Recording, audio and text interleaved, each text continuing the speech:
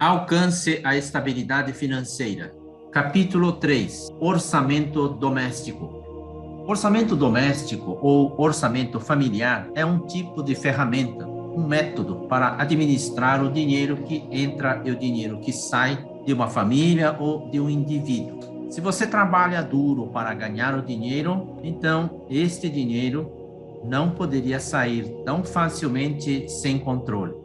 Mas existem milhares de famílias e indivíduos que não fazem ideia do que é um orçamento doméstico, não tem qualquer tipo de controle e vai tocando a vida conforme o mês vai acontecendo.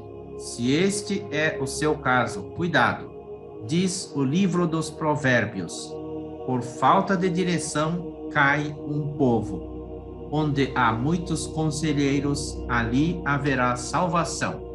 Isso significa que, por falta de administração e direção, famílias, indivíduos ou empresas podem cair no descontrole financeiro e pagar as consequências. Onde há conselheiros, métodos e ferramentas, poderá haver salvação, desde que haja administração e controle dos gastos, orçamento do dinheiro que sai e do que entra. Perfil: endividado, equilibrado ou poupador. Página 50. Existem 3 perfis em que um indivíduo, família ou empresa podem ser classificados: o endividado, o equilibrado ou o poupador.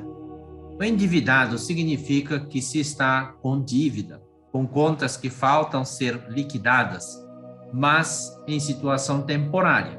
Assim que os débitos forem pagos, é possível voltar à condição de normalidade e passar para o perfil equilibrado. Todo mundo tem contas a pagar, o que é perfeitamente normal. A prestação do financiamento de um apartamento, por exemplo, é da pasta de contas a pagar, assim como a mensalidade da escola das crianças. Se você tiver contas a pagar e não efetuar o pagamento na data do vencimento, vai ficar com contas atrasadas. Atrasar o pagamento de uma conta de vez em quando é normal e acontece até com pessoas que têm dinheiro. No entanto, contas atrasadas por mais de 90 dias passam a ser consideradas dívidas. Assim, contas que ainda estão para vencer são apenas contas a pagar e não dívidas. O perfil endividado é quando se gasta mais do que se ganha, ou seja, quando a saída do dinheiro é maior do que a entrada. O perfil equilibrado é quando se gasta tudo que ganha, mas também não gasta mais do que ganha, ou seja, consegue se manter com o valor que entra, sendo capaz de administrar seu custo conforme a receita. Às vezes pode até faltar algum valor, mas é possível conseguir um empréstimo para devolver no mês seguinte e voltar ao equilíbrio. Também pode acontecer de sobrar algum valor como saldo ou mesmo para algum investimento, embora em pouco tempo apareça algum outro gasto. O perfil do equilibrado mantém a conta em dia, mas não consegue poupar. O perfil do poupador é aquele que gasta menos do que ganha, sabe administrar suas despesas de acordo com a receita e consegue fazer sobrar uma quantia todos os meses para investir em reservas que garantirão segurança e conforto no futuro. O poupador é aquele que aprendeu a gastar menos do que ganha e não aquele que busca receita maior para cobrir as altas despesas. Todo descontrole financeiro acontece quando a pessoa começa a correr para tentar obter mais dinheiro para cobrir as despesas descontroladas. Orçamento de receita. Quando falamos de orçamento doméstico, na maioria das vezes significa controle de gastos, ou seja, saída de dinheiro. No entanto, a primeira parte de um orçamento é a entrada de dinheiro, que pode ser salário, comissão, bônus, hora extra, bico, renda fora do trabalho, desconto conseguido, recebimento de aluguel, rendimento de aplicações, heranças, etc. Qualquer dinheiro que entra faz parte do orçamento de receita. As contas mais importantes de entrada de dinheiro devem fazer parte do controle mensal do orçamento para administrar melhor o valor que deveria entrar e o que está entrando de fato. Como exemplo, um desconto obtido em bolsa na mensalidade da escola não deixa de ser uma receita, pois é uma despesa negativa que diminui a saída de dinheiro da conta. Poupança forçada. Quando alguém diz, se sobrar um dinheiro no fim do mês, vou poupar. Já começou o mês mentindo para si mesmo. Se a sobra do dinheiro está condicionado a se sobrar, provavelmente não irá sobrar no final do mês. Intimamente, a pessoa sabe que não vai sobrar nada e também não faz nenhum esforço para conseguir isso. Quando chega ao fim do mês, ela justifica para si dizendo, não foi desta vez, mas fica para o próximo mês. E continua levando tudo do mesmo jeito. Para pessoas com este perfil, existe um método que separa o dinheiro da poupança no dia em que o dinheiro entra na conta, o tal poupança forçada, que se obriga a subtrair um valor e depositar na poupança, antes mesmo de saber se dá para passar o mês ou não. Depois que subtrair o valor da poupança, sobrará somente a receita líquida, que será o valor para passar o mês. Zerando a conta na última linha do orçamento, a poupança estará garantida. Este método é bom porque obriga a pessoa a ser mais criativa para conseguir pagar todas as contas do mês. O valor desta poupança pode ser pequeno, valor que de outra forma seria usado para gastos desnecessários. Orçamento de despesa, página 52. O orçamento de despesa é o orçamento propriamente dito, aquele instrumento para controlar os gastos, a saída de dinheiro. A estabilidade financeira de uma família depende do grau de maturidade e cultura em lidar com o dinheiro adquirido e incorporado. Os gastos podem ser classificados em principais tipos como água, luz, telefone, aluguel, educação, transporte, moradia, entre outras despesas. Na medida em que sentir necessidade de detalhar mais despesas, basta acrescentar mais contas no orçamento. É preferível começar de forma simples, com poucas contas, e crescer gradativamente em complexidade, para deixar de pensar que orçamento é um bicho de 7 cabeças, que dá muito trabalho e é complicado demais. Não é nada disso. Na verdade, para quem nunca fez um orçamento, o início pode ser em um papel de pão, rabiscado à mão com as contas que se lembra de memória. O importante é começar e não parar mais. Tem gente que faz anotações à mão, no caderno, e utiliza uma calculadora simples para fazer as contas do orçamento. A forma de fazer o orçamento é do gosto e do conhecimento de cada um. E na medida em que sentir necessidade ou que se sentir encorajado a passar do papel para a planilha eletrônica, por exemplo, será um passo importante. Depois, com a prática, vai sofisticando, criando tabelas, formulários, etc. Mas você não sabe fazer nada disso? Não tem nenhum problema. Use a planilha eletrônica apenas como caderno e comece pelas fórmulas mais simples, como as de soma de saldo anterior com a subtração do débito ocorrido e assim por diante. Já aqueles que têm facilidade na planilha eletrônica poderão baixar um modelo gratuito na internet ou criar a planilha de seu agrado de acordo com o conhecimento que possui. Lembro que uma coisa é saber pilotar uma planilha, outra é entender um pouco dos conceitos contábeis que envolvem o controle financeiro. Assim, minha orientação é começar sempre pelo simples, do básico, até conseguir subir de nível passo a passo. Pela minha experiência, a dica é criar um modelo e insistir nele pelo menos por um ano. Quando virar o ano, se você quiser sofisticar um pouco, pode mexer na planilha, mas não jogue fora o que já foi feito.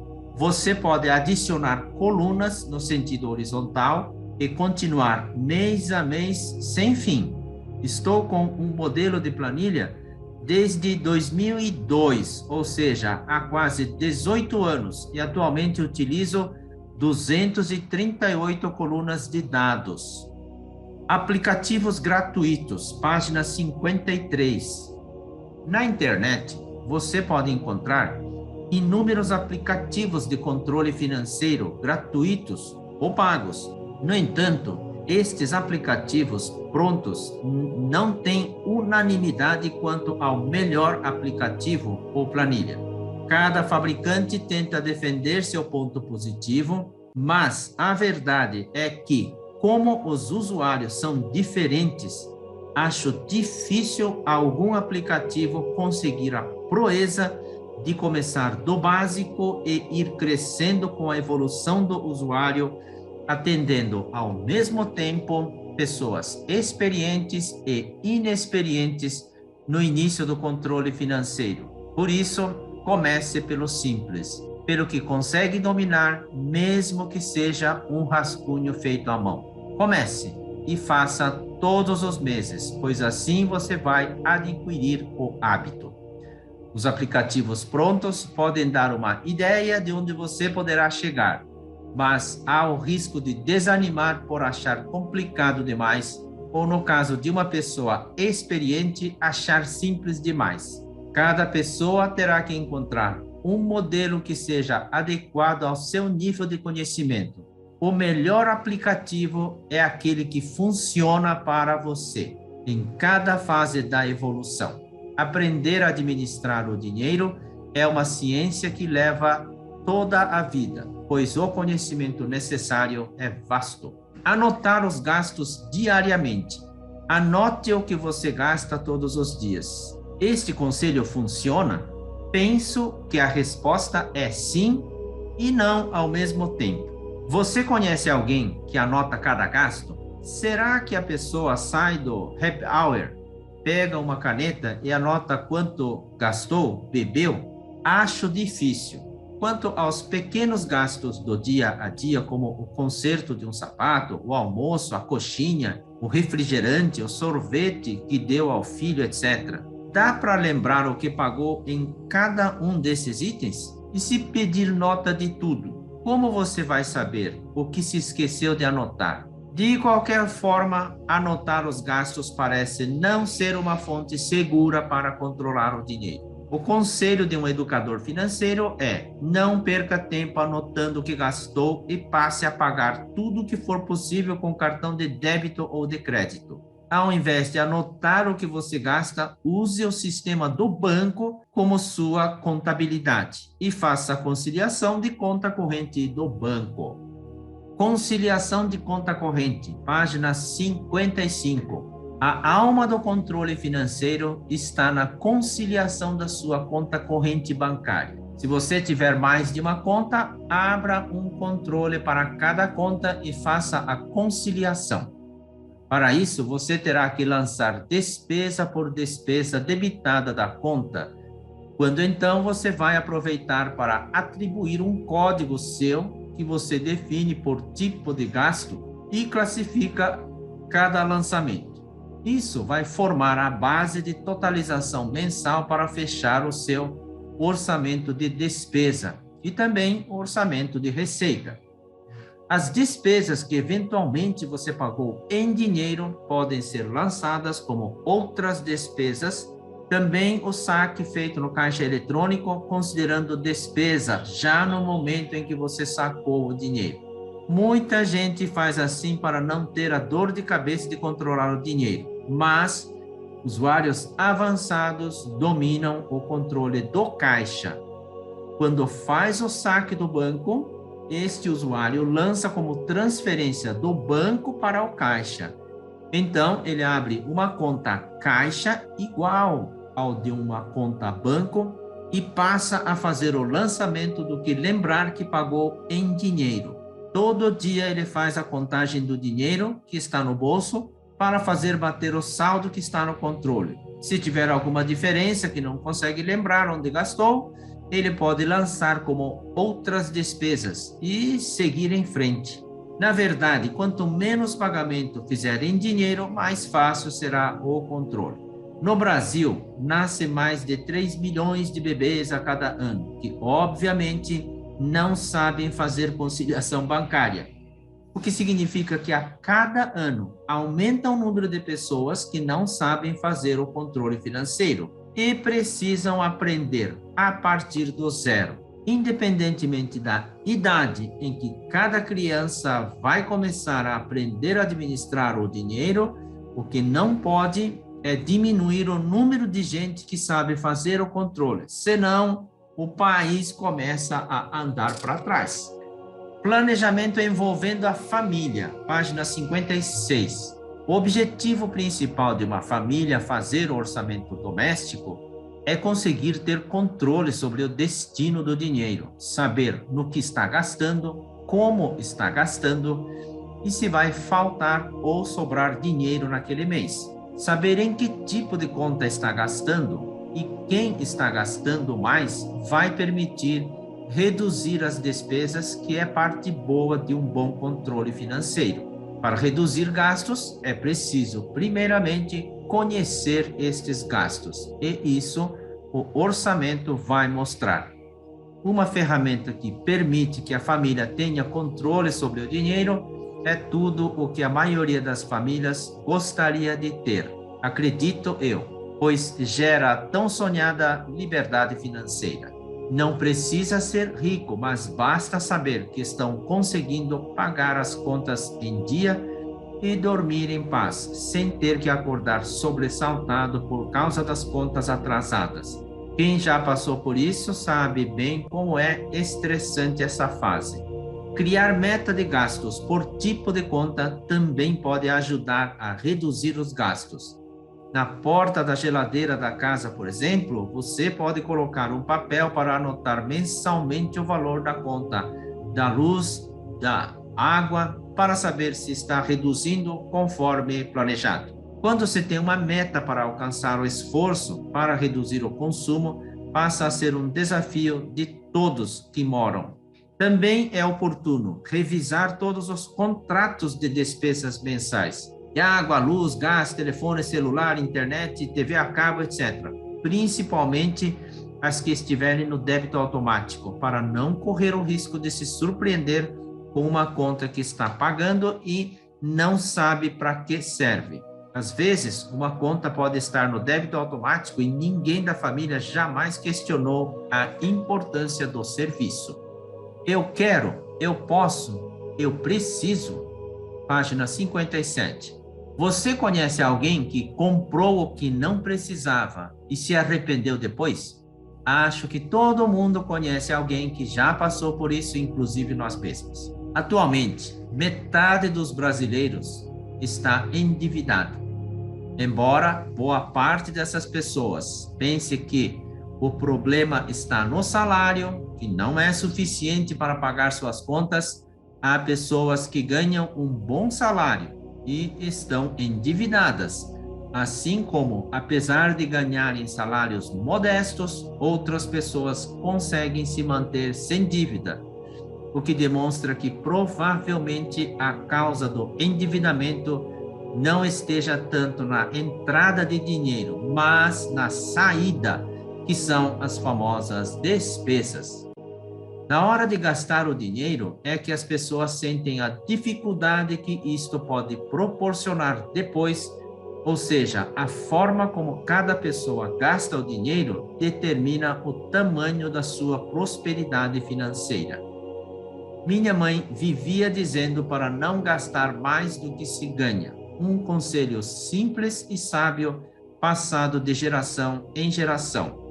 Segurar o orçamento de casa com o valor do dinheiro que entra é tão básico e simples mas justamente por ser simples demais, é difícil as pessoas conseguirem se conter no orçamento da receita. Por um descuido, ao dar um passo maior do que a perna, muitas pessoas se perdem e entram no longo ciclo do endividamento. No começo, o valor que falta no orçamento é pequeno e sempre aparece um jeito de se adequar ao orçamento. Contudo, se todos os meses faltar um pouco, será necessário encontrar um recurso para cobrir o orçamento, uma vez que a pequena dívida começa a crescer, aumenta rapidamente e se torna uma dor de cabeça.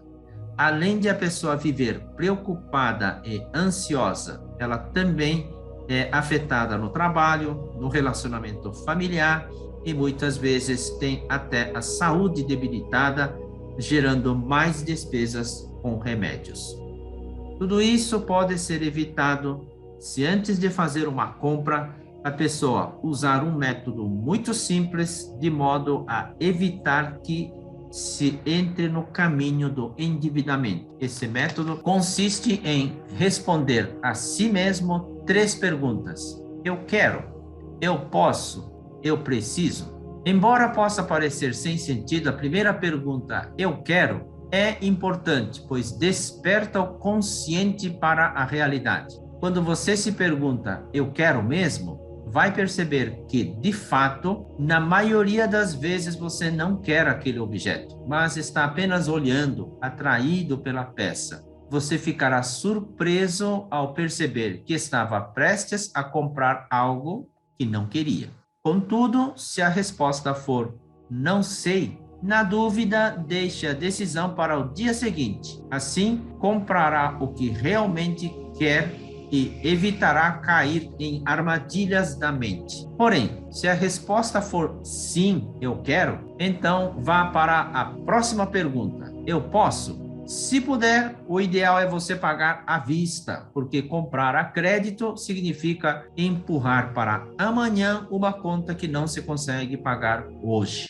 Caso não possa pagar à vista, não significa que você ficará sem o objeto, mas que vai precisar se planejar para comprar no dia em que tiver dinheiro sem ter que criar uma dívida. Contudo, se mesmo assim você quiser forçar um pouco e comprar, antes disso faça a terceira pergunta. Eu preciso? Se você realmente precisar, vai dar um jeito de conseguir comprar, sem que tenha que se endividar para isso. Fazer estas 3 perguntas e responder com franqueza ajudará a evitar que você se endivide à toa por uma má decisão de compra. Certamente isso vai aproximar você mais um pouco do caminho da prosperidade. Fim do capítulo 3.